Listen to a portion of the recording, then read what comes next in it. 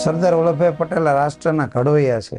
રાષ્ટ્રપિતા ભલે મહાત્મા ગાંધી હોય, પરંતુ રાષ્ટ્રને એક કરી ઘડવાનું કામ તો સરદારે કર્યું છે. સરદારનો ચહેરો જોતા જ આપણને નિડરતા અને અડગતાના ભાવ દ્રશ્યમાન થાય છે.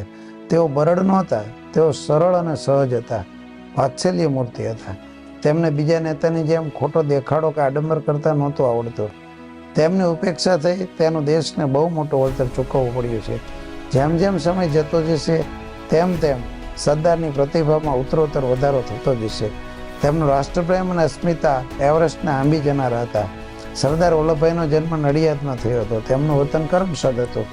તેમના વતન કરમસદમાં તેઓએ જે સ્કૂલમાં અભ્યાસ કર્યો તે સ્કૂલ અને એમના રહેણાંકના મકાનની મુલાકાતે હું આવ્યો છું. સરદારની અમૂલ્ય વિરાસતને સમજાવવાનો આ અમારો નાનકડો પ્રયાસ છે. તેમાં મારા પુત્ર આયુષની અથાગ મહેનત અને સહયોગના લીધે શક્ય બન્યું છે.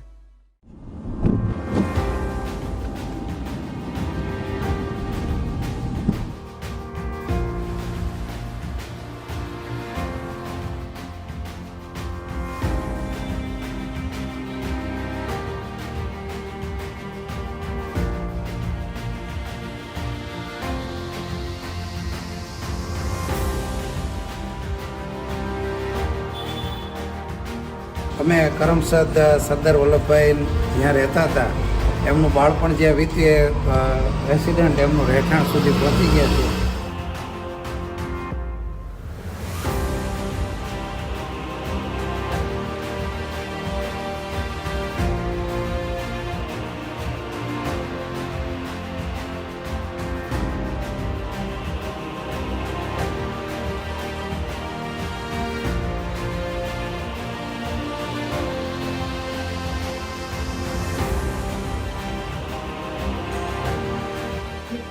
સરદાર સાહેબે આપેલી સ્પીચ જે એમના જ અવાજમાં હવે આપણે સાંભળીએ.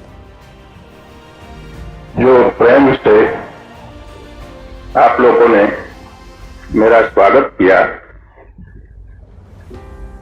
उससे मेरा दिल भर गया और मेरे साथियों ने जिस शब्दों में भाव प्रकट किया, उससे अब इस मौके पर और भी मेरी जुबान पर कुछ बोझ पड़ गया और क्या कहना और क्या न कहना वो समझ नहीं आता.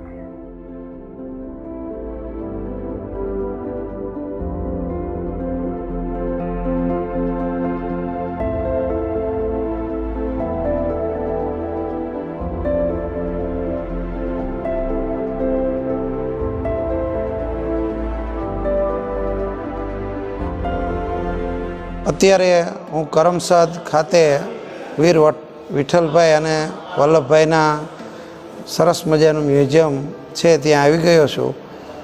મારી પાછળ બંને વિભૂતિઓના તમે દર્શન કરી શકશો.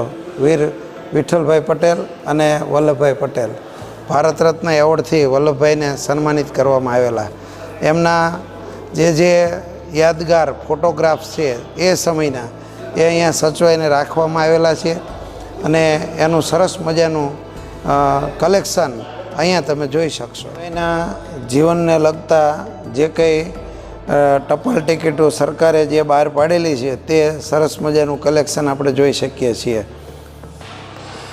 એ ઉપરાંત વલ્લભભાઈના તે સમયના ઉપયોગમાં લેવાયેલ પેન, કલમ, શાઈ, ખડીઓ, ટ્રે આ બધું જોઈ શકીએ છીએ. એમણે ઉપયોગમાં લીધેલો ફોન જે અહીંયા કલેક્શન મ્યુઝિયમની અંદર કલેક્શન કરેલો છે. લોર્ડ માઉન્ટ બેટને વલ્લભભાઈ પટેલને છેલ્લે જે ગિફ્ટ આપેલો ટી સેટ એ પણ અહીંયા રાખવામાં આવેલો છે. આ ઉપરાંત 14 જાન્યુઆરી 1950ના દિવસે સંવિધાનની અંદર જ્યારે હસ્તાક્ષર કરવામાં આવેલા ત્યારે વલ્લભભાઈ પટેલે જે શાલ ઓઢેલી તે શાલ પણ અહીંયા મ્યુઝિયમમાં સચવાયેલી છે. વલ્લભભાઈ જે ચરખાનો ઉપયોગ કરતા કાંતવા માટે એ ચરખો પણ અહીંયા આપણે જોઈ શકીએ છીએ. આ ઉપરાંત એ સમયની માત્ર એમની પાસેની ફાઉન્ટેન પેન ખૂબ ઝાઝા વર્ષ સુધી એમણે ઉપયોગમાં લીધેલી એ પણ આપણે જોઈ શકીએ છીએ. એમાં આ બંને વિભૂતિઓ બંને સગા ભાઈઓ હોય અને આવી રીતે દેશ સેવામાં જીવન સમર્પિત કર્યું હોય એવો એક અજોડ બંને ભાઈની જોડી કહી શકાય. દેશ આઝાદ થયો ત્યારે સરદાર વલ્લભભાઈ 562 રજવાડાઓનું એકત્રીકરણ કર્યું. એ સમયે ટાઈમ્સ મેગેઝિને મુખપૃષ્ઠ ઉપરનો જે ફોટો છે એ પ્રસિદ્ધ કરવામાં આવેલો, જે અહીંયા આપણે જોઈ શકીએ છીએ. આ ઉપરાંત વિઠ્ઠલભાઈ અને વલ્લભભાઈ બંનેનો સંયુક્ત રીતે અહીંયા ફોટોગ્રાફી દર્શાવવામાં આવેલી છે. વલ્લભભાઈની દીકરી એટલે મણિબેન બહુ ખૂબ જ ઓછો એમના ફોટોગ્રાફ્સ પણ જોવા મળે. તો અહીંયા ફોટામાં આપણે વલ્લભભાઈની સાથે મણિબેનને બેઠેલા જોઈ શકીએ છીએ. મણિબેન એમના જીવનમાં છેક સુધી, જીવનના અંત સુધી મણિબેને પોતાના પિતાની સેવા કરી. એવી બધા માટે પ્રેરણા મૂર્તિ સમાન મણિબેન ગણી શકાય. સરદાર વલ્લભભાઈનું આખું ફેમિલી અહીંયા આપણે ફોટામાં જોઈ શકીએ છીએ. વલ્લભભાઈ છે, મણિબેન છે, ડાયાભાઈ છે, એમના દીકરા બિપિનભાઈ, એમના પત્ની, આ બધાનો સરસ જૂનો ફોટો પણ અહીંયા આપણે જોઈ શકીએ છીએ. વલ્લભભાઈ ગાંધીજીની માટે હનુમંત કહી શકાય. ગાંધીજીનો હાથ પકડીને સરદાર જતા આપણને ફોટામાં જોવા મળે છે. એરવડા જેલની અંદર જ્યારે બાપુ અને સરદાર બંનેને જ્યારે સરકારે નજર કેદ કરેલા, જેલમાં કેદ કરેલા, ત્યારે ગાંધીજીની ખૂબ સેવા કરેલી. અને ગાંધીજી એવું કહેતા કે સરદાર વલ્લભભાઈમાં મને મારા માતાના દર્શન થાય છે. સરદાર વલ્લભભાઈ વાત્સલ્ય મૂર્તિ હતા એમ કહી શકાય. આ એમનો યુવાવસ્થાનો ફોટો છે, વકીલાત સમયનો ફોટો છે. ખૂબ રેર કેસમાં જોવા મળે એવી બધી ફોટોગ્રાફી અહીંયા ઉપલબ્ધ છે અને આ મ્યુઝિયમની વિઝિટ કરવા જેવી છે.